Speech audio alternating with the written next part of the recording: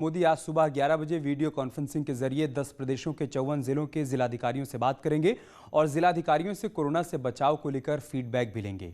इस संवाद में यूपी के भी 5 जिलों के जिलाधिकारी शामिल होंगे। इनमें मुरादाबाद, गाजियाबाद, गौतम बुद्ध नगर, मेरठ और बरेली के जिलाधिकारी शामिल होंगे। पीएम मोदी कोरोना से हालात पर चर्चा करेंगे। आपको बता दें कि इससे पहले 18 मई को भी पीएम ने 46 जिलों के अधिकारियों से कोरोना को लेकर संवाद किया था। आज एक बार फिर से वो जिलाधिकारियों से संवाद करने वाले हैं, जिसमें वो फीडबैक लेंगे, पूछेंगे कि डीएम की तरफ से अपने अपने ज़िलों में क्या कदम उठाए गए कोविड की रोकथाम को लेकर और वो कदम कितने प्रभावी साबित हुए हैं। साथ ही वैक्सीनेशन को लेकर भी वो चर्चा करेंगे। आपको याद होगा 18 मई को जब पीएम ने तमाम जिलों के डीएम से संवाद किया था, उस दौरान उन्होंने कहा था कि कोविड से लड़ाई के खिलाफ आप सभी लोग कमांडर हैं। ऐसे में आपकी भूमिका, आपका रोल बहुत अहम हो जाता है। आपकी तरफ से अगर कोई ऐसा प्रयास किया गया है जिसका व्यापक असर देखने को मिला है, जिसका फ़ायदा देखने को मिला है, तो आप वो सुझाव हमें भी दे सकते हैं ताकि देश के अलग अलग हिस्सों में उसको लागू किया जा सके और उससे और अधिक फ़ायदा उठाया जा सके। आज एक बार फिर से वो अधिकारियों के साथ संवाद करने वाले हैं। इस संवाद में चर्चा इसी बात को लेकर होगी कि आगे और क्या कुछ प्रभावी कदम उठाए जा सकते हैं। और जिन जिलों के डीएम से आज प्रधानमंत्री मोदी संवाद करने वाले हैं, उत्तर प्रदेश के डीएम से, वहां से हमारे सहयोगी हमारे साथ जुड़ रहे हैं। नोएडा से अमित सिंह हमारे साथ जुड़ चुके हैं, गाजियाबाद से अमित राणा हमारे साथ हैं, साथ ही फरीद शमसी मुरादाबाद से हमारे साथ हैं, हरीश मिश्रा हमारे साथ बरेली से हैं। अमित, मैं शुरुआत आपसे ही करूंगा। गाजियाबाद के डीएम की तरफ से क्या क्या कदम उठाए गए हैं जिसका जिक्र आज प्रधानमंत्री के साथ संवाद में वो कर सकते हैं, और आगे और क्या कुछ एक्शन प्लान है खासतौर से तीसरी लहर को लेकर जो आज पीएम से संवाद के दौरान वो बता सकते हैं? कोरोना काल में जिस तरीके से लगातार मरीजों की संख्या बढ़ती जा रही थी, अगर गाजियाबाद की मैं बात करूं तो वहां एकाएक इसमें गिरावट आई है। जहां ये ग्राफ डेली का जो जा रहा था 1100 से 1200 के बीच जा रहा था, वहीं जो मरीज हैं उनकी जो संख्या है वो 200 से 250 रह गई है। वजह यही है कि प्रशासन की तरफ से काफी सख्ती बरती गई। साथ ही जो जिलाधिकारी अजय शंकर पांडे हैं उनकी तरफ से भी नए नए प्रयास किए जाने लगे। ऐसा एक प्रयास इन्होंने किया था अभी 2 दिन पहले, जिसमें इन्होंने एक मेल आईडी जारी की, ऑलवेज विद यू।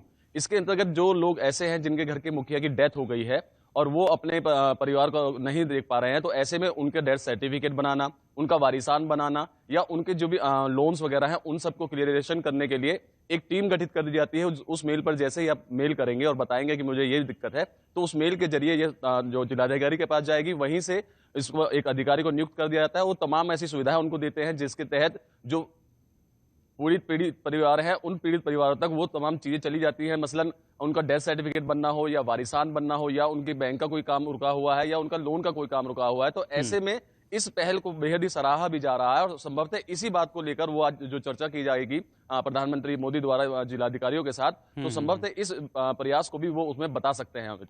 ठीक है, नोएडा से अमित भी हमारे साथ हैं, उनके पास चलते हैं। अमित, आपके पास क्या जानकारी आज पीएम से संवाद के दौरान गौतम बुद्ध नगर के डीएम सुहास सिलवाई की तरफ से कौन सी बड़ी बातें हैं जो रखी जा सकती हैं? देखिए अमित, आपको बता दूं, जब कोरोना की जो दूसरी लहर थी उसमें जब चरम पर थी, तो गौतम बुद्ध नगर में ऑक्सीजन की कमी और दवाई की जो कमी थी वो सामने दिखाई दे रही थी। तो उसी को लेकर जिलाधिकारी ने बहुत अच्छे तरीके से मैनेजमेंट किया। जो सोसाइटीज़ के अंदर ऑक्सीजन की कमी थी, मरीजों को होम आइसोलेशन में थे, तो उनको ऑक्सीजन पहुंचाई गई, दवाई पहुंचाई गई। तो उस चीज़ को लेकर केंद्र सरकार ने और नीति आयोग ने गौतम बुद्ध नगर की पहले ही तारीफ की थी कि जिलाधिकारी गौतम बुद्ध नगर में जो कोरोना के केस थे उस चीज़ को लेकर काफ़ी अच्छा मैनेजमेंट रहा। तो सबसे बड़ी बात यही रहेगी कि गौतम बुद्ध नगर दिल्ली सटा हुआ इलाका, दिल्ली में जिस तरीके से कोरोना के केस बढ़े थे, उसके बाद फिर जो गौतम बुद्ध नगर में केस बढ़ने लगे थे, तो बहुत बड़ी चुनौती थी। तो उस चीज़ को लेकर लगातार जब केस बढ़े तो जो ऑक्सीजन की कमी थी उसको बहुत अच्छी तरीके से जो मैनेजमेंट किया, ये प्राथमिकता रहेगी कि गौतम बुद्ध नगर के जिलाधिकारी द्वारा जो मैनेजमेंट था उसी को लेकर पीएम आज चर्चा कर सकते हैं। जी ठीक है, मुरादाबाद से भी अपडेट ले लेते हैं। फरीद शमसी वहाँ से हमारे साथ हैं। फरीद, वहाँ पर क्या तैयारियाँ हैं डीएम की जो आज पीएम के साथ संवाद में वो रख सकते हैं, जिक्र कर सकते हैं? जी अमित, पहले तो मैं आपको बता दूं, प्रधानमंत्री ने उन्हीं जिलों के डीएम से वार्ता रखी है जहां कोरोना पॉजिटिव मरीज ज्यादा मिले थे और वहां पर मौतों का आंकड़ा बहुत कम था और कोरोना पॉजिटिव मरीजों को बेहतर इलाज मिला था। और जिस तेजी से कोरोना पॉजिटिव मरीज मिले थे उससे ज्यादा तेजी से कोरोना पॉजिटिव मरीज ठीक हुए हैं। मुरादाबाद में 36,000 से ज्यादा पॉजिटिव मरीज मिले, जिसमें अब सिर्फ 3,000 पॉजिटिव मरीज हैं। तो इसको लेकर प्रधानमंत्री उन जिलों के जिलाधिकारियों से वार्ता कर रहे हैं, किस तरह का उन्होंने अभियान चलाया था, चेकिंग की थी, इलाज कराया था, जिसकी वजह से इतनी जल्दी नियंत्रण करा। अब जिस तरह की डॉक्टर आशंका जता रहे हैं कि तीसरी वेव में बच्चों को और लोगों को ये संक्रमण अपनी चपेट में ले सकता है, तो इसको लेकर प्रधानमंत्री वार्ता करेंगे कि तीसरे जो वेव आएगी, लहर आएगी, उसमें किस तरह के इंतजाम जिलाधिकारी द्वारा किए जा रहे हैं। मुरादाबाद के जिलाधिकारी ने काफी ज्यादा इंतजाम किए हैं, जिसको लेकर आज प्रधानमंत्री को वो जानकारी भी देंगे। जी अमित। ठीक है, बरेली से हरीश भी हमारे साथ हैं। हरीश, आपके पास क्या अपडेट, क्या जानकारी है आज के संवाद को लेकर पीएम और डीएम के?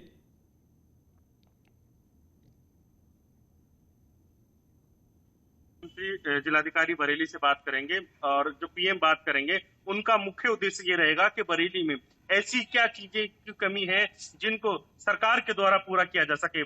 सबसे पहले उनका ऑक्सीजन और ऑक्सीजन कॉन्सेंट्रेटर और उसके अलावा जो उपकरण ऐसे हैं जो ब्लैक फंगस और कोरोना की जो उनकी रोकथाम के लिए काम कर सकते हैं। यूपी सरकार हो या केंद्र सरकार हो, लगातार दोनों सरकारें इस बात पर ध्यान दे रही हैं कि किसी भी जो है उपकरण की कमी न पड़े और जो लगातार संबंधी इन पर काम करने की जरूरत है वो लगभग सभी को पूरा हो जाए। ऐसे में जो आज 11 बजे जो डीएम से बातचीत होंगी उन पर डीएम से ये धरातल की चीजें पूछी जाएंगी। क्या आपके जिले में कोई ऐसी समस्या जिसके सरकार या केंद्र सरकार उसको पूरा कर सके। तो ऐसे में बरेली की अगर बात की जाए तो बरेली में पिछले जो केस हैं वो लगातार पीछे पहले से घटते नजर आए हैं। पहले रिकवरी रेट भी वहां पर बढ़ रहा है, 80 से 90% के आसपास पहुंच गया है। ठीक है, बहुत शुक्रिया आप चारों का हमारे साथ जुड़ने के लिए, तमाम तस्वीरें, तमाम जानकारियां हम तक पहुंचाने के लिए।